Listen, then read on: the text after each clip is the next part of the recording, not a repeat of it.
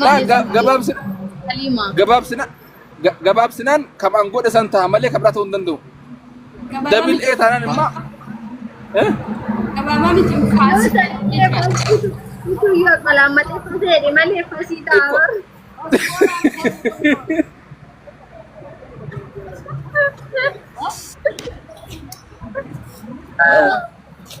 No.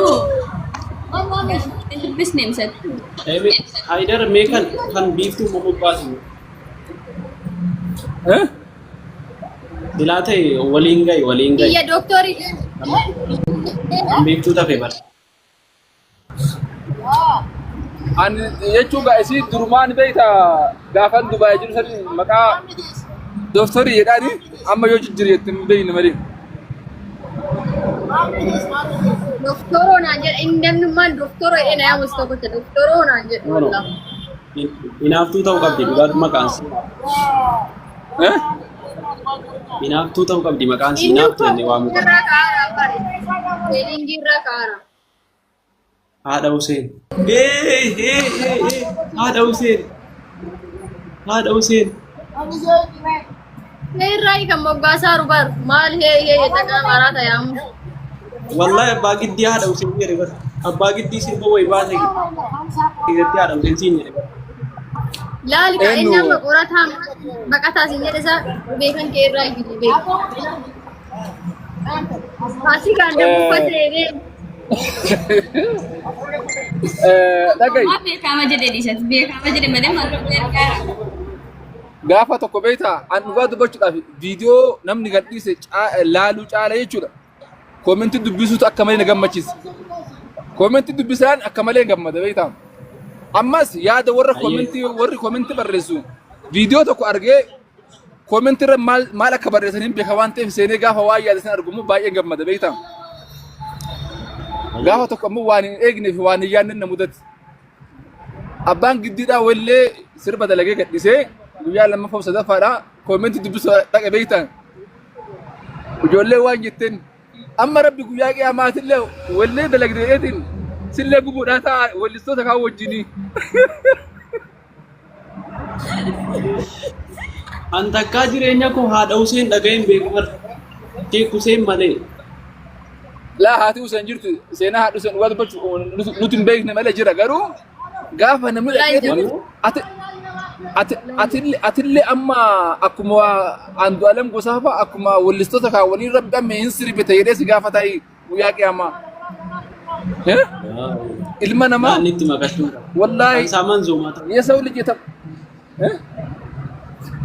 Natti makachuun qabu. የሰው ልጅ የተመታ ነው inni ዋተከ an dhugaa dubbachuudhaan koomentii hamaa arga yennaani duyda kiyya nacita chiyyaa ilin mallasin deebeen danda'u umrii kiyyatti illee deebu. Oromoon koomentii adda barreessuu galte waan nama bohaarsu wallaahi. Alla ummanni Amaaraa fa barreessaa afaan Amaaraa والله سنعود في تنتبا في تنجالنا كان لنا نقول لوطن دي كابتن جولين شمرني جولين ديرا نعرف سابق كما وري ديرا تسكوتا ولو نعرف سابق كما وري شمرني مكوتا كان من جالتي تابق كما انا قلت كارين كم شنافو يوم الدسمو في مناغدا بيقول ترى مو كان لي تو يا كايو كيني قدان يوالو ما قلت شورا وقاعد باتشو في ولا تنقرا فولا فيسبوك كينيا اللي maqaa walii meeshiin goone taag walirratti goone akka bifa beekumsaatiin arfan keenya jechuudha. Maammii qorataa biiftuu suuraa walii maxxansine jechoota akka beekumsaa fayyadamne garuu waan sana keessatti utoo yaada qabaatanii ni hubattu. Guyyaa tokko wal xiqqeessinee suuraa walii gad deebisnee maal jennee hin beeku. Jecha akka qoosaatti nama bohaarsuu fi akka beekumsaaf keessaa qabu fayyadamne meeshii wal godhaa ture. Suni maalinni faamiliin ana jala jiru jara deemee fooloo godha kan jara jala jiru ana dhufee fooloo godha. Haala kanaan waliin guddachuu ture kaayyoon keenya si jammad jechuudha. Garuu amma dubbiin achi fagaatee waan nurkaa bi'ee jiruu fi nama hedduu dheereffatee dhugaa dubbachuuf maammii nama dhukkubsatee jira beektaa yeroo.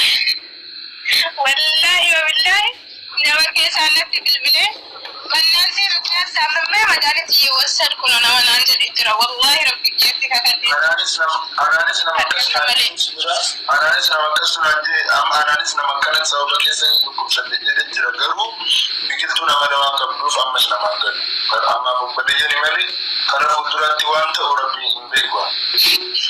Kara fuulduraatti waan hin beeku. Kara fuulduraatti waan hin beeku hin danda'u. Maal jennaan biqiltuu badaa amansiisa. Baay'ee nama addaati. Ika tokkichaan qabutti nama dandeettii qabu kan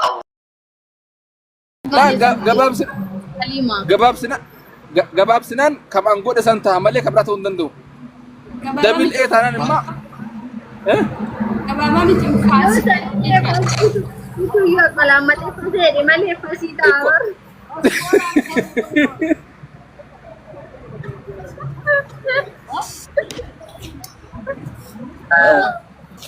No. Business name set. Haidar meekan kan biiftuu mamubbaatu. Dilaate waliin gahi. Iya dokter. Kan biiftuu tafe bar. An jechuun isi durumaan beekta gaafan Dubaay jiru sadi maqaa doktorii jedhaani amma yoo jijjiirre jettin beekne malee. Doktoro nanya, indem man doktoro ini yang mesti aku cakap doktoro nanya. Inaaftuu ta'uu qabdi dhugaatu maqaan si. Inaaftuu ta'uu qabdi maqaan si inaaftuu inni waamu qabdi. Jirra kaara. Haadha Huseen. Haadha Huseen. Haadha Huseen. Rai kan moggasa rubar mal he takkan marah tayang. Wallahi abbaa giddii haadha Huseen jedhe bara. Abbaa giddii sirba wayi baasee giddii haadha Huseen siin jedhe bara. Laal ka inni amma qorataa baqataa siin jedhe isa beekan kee irraa iyyuu beeku. Asii kan deemfatee Dhagahi. Maa beekama jedhe dhiisati beekama jedhe malee maaltu ergaara. Gaafa tokko beektaa an dhugaa dubbachuudhaaf viidiyoo namni gadhiise laaluu caala jechuudha. Koomentii dubbisuutu akka malee na gammachiisa. Koomentii dubbisaan akka malee gammada beektaa. Ammas yaada warri koomentii barreessu viidiyoo tokko argee koomentii irra maal akka barreessan hin beeka waan ta'eef seenee gaafa waa yaada san argummoo baay'ee gammada beektaa. Gaafa tokko ammoo waan hin eegne fi waan hin yaadne na mudate. Abbaan giddiidhaa wallee sirba dalagee gadhisee guyyaa lammaffaa sadaffaadhaa koomentii dubbisuu dhaqa beektaa. Ijoollee waan jetteen amma rabbi guyyaa qiyaamaatillee wallee dalagdeetiin sillee gubuudhaa ta'a wallistoota kaan wajjinii. An takkaa jireenya koo haadha Huseen dhaga'een beeku bara. Keeku Huseen malee. Laa haati Huseen jirtu seenaa haadha Huseen dhugaa dubbachuu nuti hin beekne malee jira garuu gaafa namni dhaqee atillee amma akkuma Andu'aalem Gosaa fa'a akkuma wallistoota kaan waliin rabbi amma hin sirbite jedhee si gaafa ta'i guyyaa qiyaamaa. Ilma namaa Nitti makachuu. wallaahi Saaman zoomaa ta'u. የሰው ልጅ Natti makachuu qabu. የሰው ልጅ የተመታ ነው። inni ዋተከ አንዱጋ dubachuudhaan koomentii hamaa arga gannaani duyda kiyya nacita chiyyaa ilin mallasin deebeen danda'u umrii kiyyatti illee deebu. Oromoon koomentii adda barreessuu galte waan nama bohaarsu wallaahi. Alla ummanni Amaaraa fa barreessaa afaan Amaaraatiin